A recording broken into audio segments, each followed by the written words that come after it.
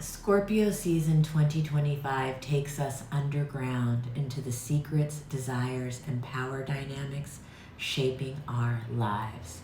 Eliane Nicole here, your astrologer and tarot reader, bringing you the planetary ingresses to help you surf these cosmic currents with awareness, grace, and alignment. And the sun enters Scorpio October 22nd, 2025 at 8:50 p.m. Pacific time, so adjust for your time zone accordingly. In this video, I will cover the archetype of Scorpio. I will talk about Scorpio season in general and what makes this 2025 Scorpio season unique because of everything else happening in the sky right now. I will talk about collective expressions and broad strokes of how it will affect each sign. Before we dive in, please subscribe, hit the notification bell, and share this video with a friend who loves astrology or tarot. I'm aiming for 1,000 subscribers by Halloween, and every subscriber truly helps. To book a personal reading, head to elianenicole.com. The link is in the description below. And now, without further ado, let's talk Scorpio season 2025. So, generally, people born from October 22nd to 21st have the sun in Scorpio, but the cusp days depend on the exact time of birth. Astrologically speaking, your sun sign is never half one sign and half another. For example, babies born today, October 22nd, 2025, 8:49 p.m. or before, will be Libras at 29 degrees Libra, but babies born after 8:50 p.m. the same day will be Scorpios at 0 degrees Scorpio. Those two placements carry very different meanings. 29 degrees often represents a cycle of completion, while 0 marks initiation into something new.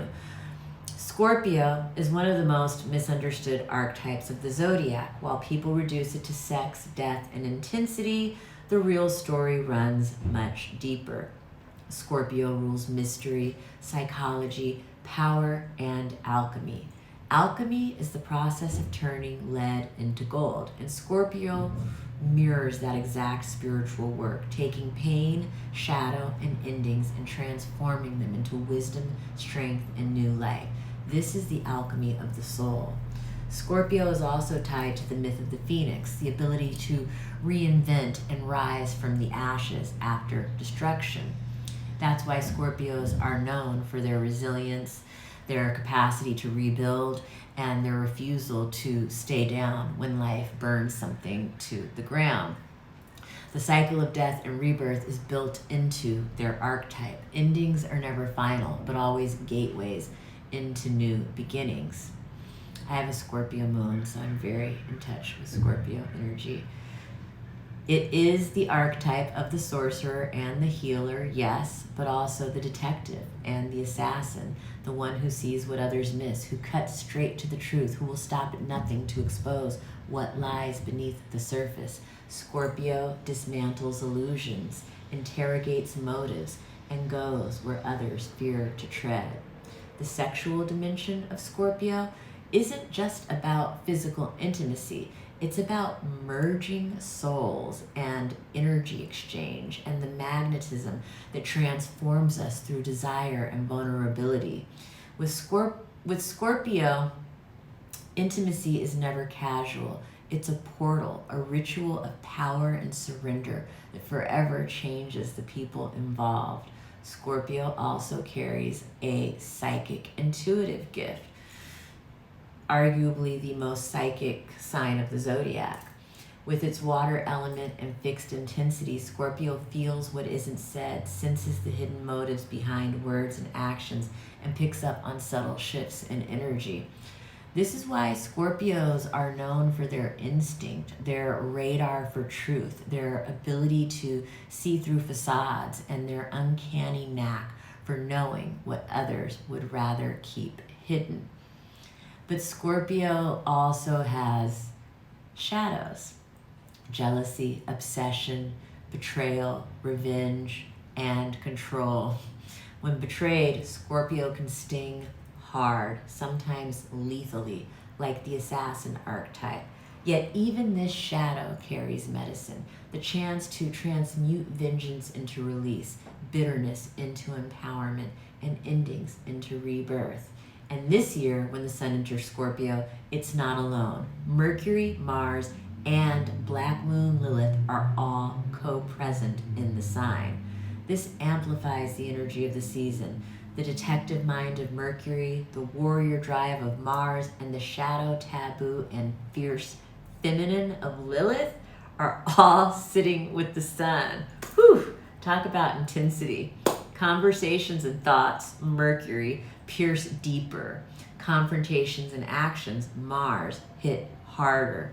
And Lilith insists we face what's been repressed, especially around sexuality, autonomy, and power. Together, this lineup makes Scorpio season 2025 one of the most psychologically charged and spiritually demanding Scorpio seasons we have had in years. Seasonally, Scorpio arrives as the light fades and darkness deepens in the northern hemisphere. It's no coincidence that Halloween and Dia de los Muertos both fall within Scorpio season.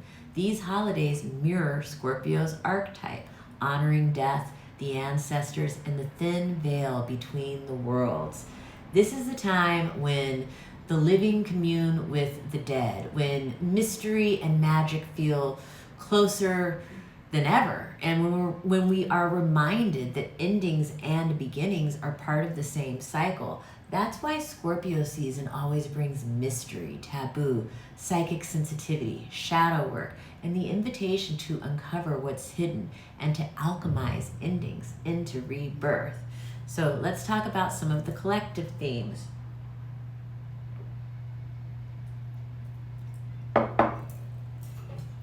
On the collective level, this Scorpio season stirs the deepest waters of transformation. With the Scorpio sun squaring Pluto and later opposing Uranus, themes of power, control, money, and survival will be front and center. We could see volatility in the financial world, shifts in banking, digital currencies, or questions about how resources are distributed and controlled. Uranus, at the final degree of Taurus, suggests shocks to systems we thought were stable, from food supply to land and property disputes. Meanwhile, Jupiter square Chiron in Aries activates the collective war wound. This can reflect escalations in conflict, militarization, or cultural reckonings with violence and leadership. It pushes us to confront how humanity grows past cycles of war and trauma. And with Saturn and Neptune and Pisces playing such strong roles through supportive trines, there's also a spiritual and emotional layer. Collective grief is likely to surface, but with it can come compassion, artistic expression, and new visions for healing. Scorpio season always exposes what's hidden, power struggles, corruption, and secrets coming to light.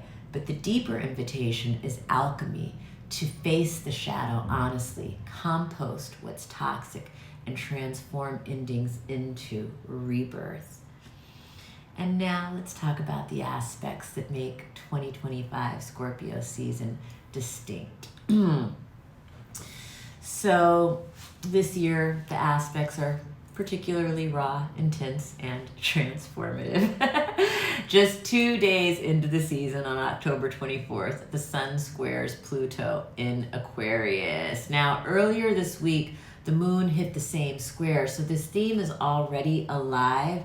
The sun square Pluto is the archetype of death, sometimes death of a solar figure. This can mark power struggles, control issues, stripping away what's false. It can bring endings, the death of an identity, a relationship, or something you have been clinging to. On the collective level, it can echo actual losses or crises. But Pluto's truth is that death is transformation. What dies makes way for something new, something more authentic to the current landscape. And then on October 31st, the sun squares Pallas Athene in Aquarius. This pits intellect and strategy against Scorpio's instinct and intuition. Are we overthinking and rationalizing, or are we willing to trust our deeper knowing? Scorpio always says the wisdom is in the body, in the gut, in the soul. On November 8th, the sun trines the North Node in Pisces. This is a moment of alignment with destiny, a flow that reminds us even grief and endings have purpose. We are guided towards our soul's growth when we surrender to the process. By November 17th, the sun trines Saturn retrograde in Pisces. After so much emotional intensity, this helps us ground. Saturn brings structure and maturity, commitments, boundaries, practices that anchor the transformation we have been undergoing. Then on November 20th, Mercury retrograde meets the sun in Scorpio, what we call the Cazimi. Mercury in the heart of the sun is like carrying a torch into the underworld. In the middle of retrograde confusion, this is a rare moment of clarity. Secrets surface, hidden truths come to the light, and conversations that were stalled or buried suddenly break open. This is the kind of astrology that cracks cases wide open, solves mysteries, and reveals what was once impossible to see. It can feel intense, but it's liberating, like puzzle pieces finally falling into place. And just when you think Scorpio season has reached its climax, oh no, there's still November 21st. First, the sun opposes Uranus at the critical anaretic 29th degree of Taurus. This activates the Scorpio-Taurus axis, the axis of death, the axis of sex, possession, desire, money, survival, power. Uranus shakes, shocks, and liberates. Collectively, this could bring sudden upheavals around finances, food, land, or systems we thought were stable. Personally, it can show up as a breakthrough, breakdown, break out, break away in relationships or resources. Disruption clears the way for freedom. On that very same day, the sun also trines Neptune at the 29th anaretic degree of Pisces, the very last degree of the zodiac. This is like now or never energy, but it's mystical, boundary dissolving energy. It may bring collective grief or spiritual awakening, a sense of release, or the thinning of the veil between the worlds. It's a cosmic crescendo, death and surrender, endings and transcendence. And only hours later, the sun moves into Sagittarius at 5:35 p.m. Pacific time, and the moon shifts into fire and expansion. But that's a story for another video. Now I'm going to talk about broad strokes by rising sign of what you can expect this Scorpio season. For Scorpio risings, this is your season of renewal. You may feel like you are shedding an old skin and stepping into your power with more clarity and intensity. Scorpio is so good at reinventing yourself. For Sagittarius rising, Scorpio season operates more subtly. You may not feel it directly, but it's working behind the scenes, preparing you for your own solar season to come. For Capricorn risings, it's a time where friendships, networks, and long-term goals can offer steady support for the changes that you are moving through. For Aquarius risings, the square may play out in relationships or career dynamics, pushing you to grow through challenges in partnerships or authority figures. For Pisces rising, my sensitive Pisces, you're receiving a supportive trine energy, helping you deepen your intuition, strengthen spiritual practices, and find healing in unexpected places. Aries, for the Aries rising, the quincunx energy asks for flexibility. You may need to adjust routines or rethink how you're investing your time and energy. For Taurus risings, this season highlights relationships and shared resources. My money and our money. It's a time to navigate intimacy, trust, and the balance between giving and receiving. For Gemini risings, adjustments may be needed in health, work, or daily rhythm. Small changes can make a big difference right now. For the Cancer risings, The water trine supports Cancer with ease and flow. Emotional healing, creative projects, and spiritual insights may feel especially nourishing now. Compassion, generosity, all flowing very high. For Leo risings, the square energy may bring tension around home and career, asking you to find equilibrium between your private life and your public visibility. For Virgo rising, Scorpio season brings opportunities to communicate, learn, and connect in ways that feel practical yet transformative. And for Libra rising, Scorpio is in aversion to your ascendant, so the sun doesn't aspect it directly. Instead, this season draws your focus to intimacy, shared resources, and the deeper levels or layers of partnership, especially around trust and finances. So for the more detailed rising sign by rising sign breakdown, subscribe to my Substack, Keys to the Cosmos, where I do, I'm much more specific there. In closing, don't forget to book a personal reading with me at eliannicole.com. I would love to read for you. I read on Zoom, so I can read for people anywhere in the world. Scorpio season's a great time. The psychic energy is so just like palpable. In conclusion, life is lifing. The world is worlding. Stay heavily meditated, my friends.